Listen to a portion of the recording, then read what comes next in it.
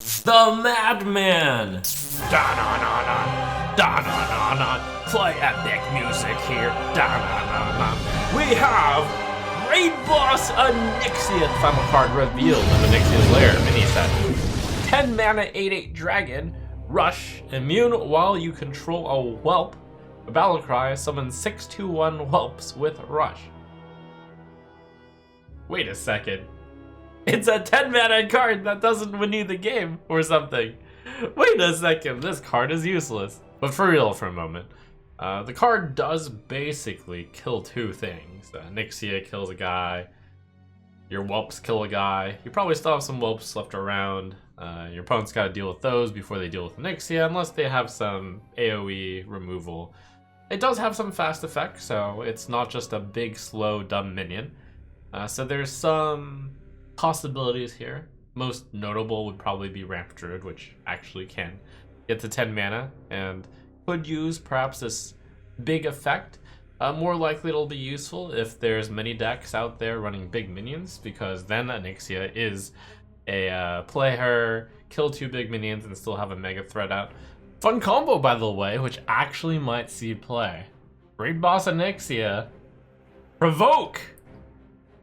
In your Control Warrior deck, this Control Warrior could use a big value card, but not entirely sure a card that's dead against a lot of decks, such as combo decks that are trying to race you to kill you, or aggro decks which are trying to kill you fast. Not entirely sure Raid Boss Onyxia has a place.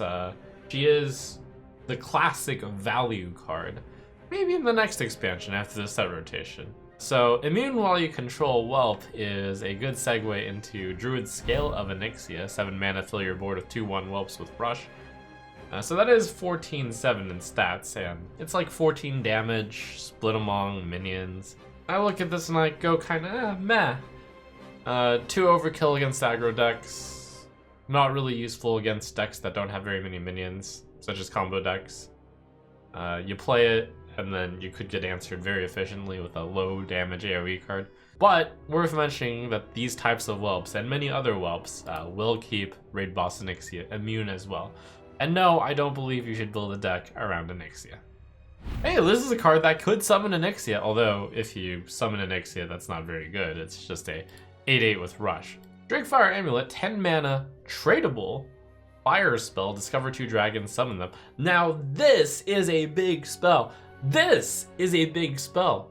This is a card that could make Big Spell Mage work. Cast this for free after you cast your other 10 mana big spell. This is a legitimate win condition for Big Spell Mage, and Big Spell Mage actually has some amount of popularity now. Drakefire Amulet has bound to be good for it. And one of the cards that might actually be more relevant, just because you can get her from Drakefire Amulet, I don't actually see any deck playing this card, is another legendary, Hele, Matron Protectorate, 8 mana, 4/12 dragon. After you cast a spell, deal 4 damage randomly split among all enemies. The idea of this card is pretty simple. You cast her, and then you cast a bunch of low-cost spells, and you deal a bunch of damage. But currently Mozaki seems to be serving this better. Now, on the other hand, she's a really big threat, and if you get her off of Drakefire Amulet, that's pretty good. 12 health is a lot to take down, might survive, and then your Big Spell Mage could actually make use of after you cast a spell. Perhaps. Not that you can cast that many spells if you're Big Spell Mage, but hey, it's a big dragon, okay? Everyone loves the big dragons, that's why they're legendary. For Paladin, we've got Ring of Courage, 2 mana, tradable, give a minion +1/+1, repeat for each enemy minion.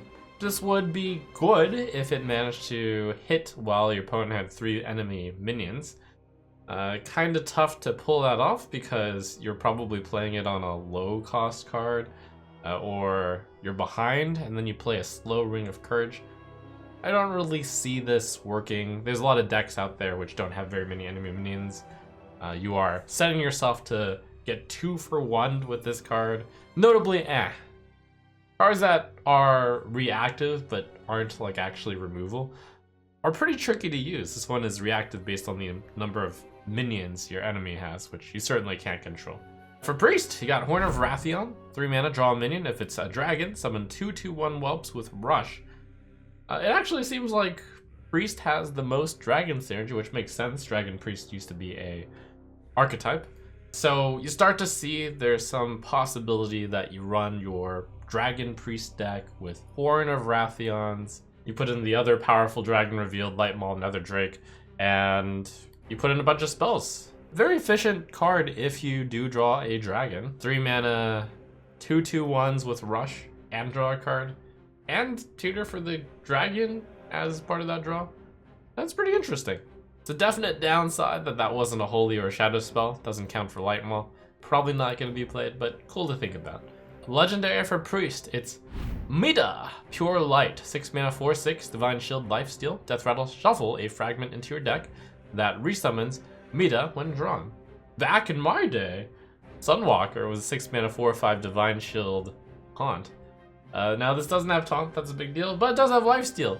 Lifesteal almost makes it like it has Taunt because you're gonna gain the life. Yes, you might be able to tutor out your fragment, it is a holy card, but seems impractical. And yes, you might use Xyrella after Mida has died twice or something to summon 2 more Midas, which shuffle more fragments into your deck, which summon more Midas. But that seems slow. Cool idea though, and certainly if Death Rattle Priest ever comes around to power, this is one of the cards that looks like it'll fit in. In Rogue, we've got Tooth of Nefarian, 3 mana, deal 3 damage, honorable kill, discover a spell from another class. When you compare this with Mark Shot, like the fact that you have to honorably kill something, that's pretty tough. And the reward isn't even that good if you honorably kill something. This is not good. And let's end off the Onyxia's Lair review with Gear Grubber, a 4 mana 4/5 taunt. If you end your turn with any unspent mana, reduce this card's cost by 1. Unlike the usual cards that could be cast for 0 mana, this is the classic 0 mana 4/5 taunt. If you cast this for 0 mana, it means you've already spent at least 4 mana by not spending mana earlier. It's obviously at least somewhat cost efficient. It's a 4 mana 4/5 taunt. Those aren't that bad.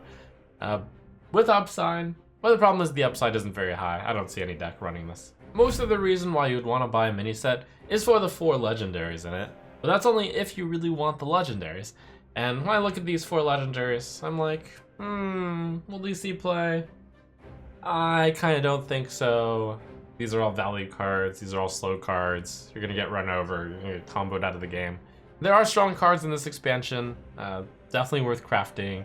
They're commons and they're rares, and if you saved up any Alterac Valley packs, you can open up those cards in the Alterac Valley packs post Onyxia's Lair release. Cool set, really flavorful. Onyxia isn't a very strong raid boss.